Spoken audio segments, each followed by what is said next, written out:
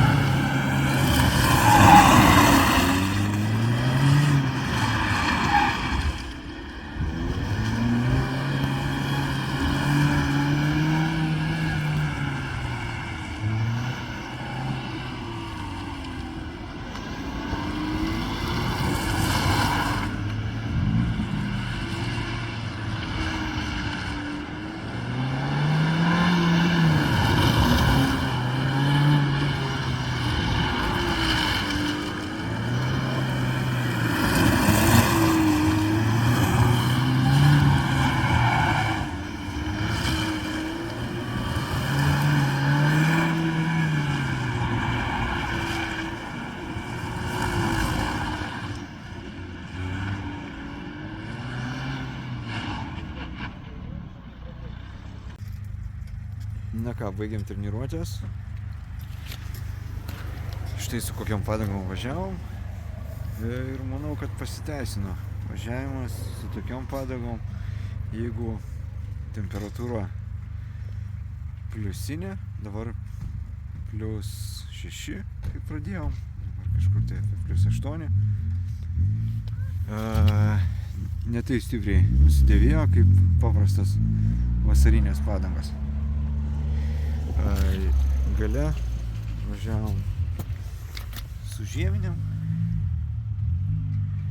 bet slidinėjo labai galas. Gal galėjom dar sužaisti su padangų slėgiu, nes buvo 2-2.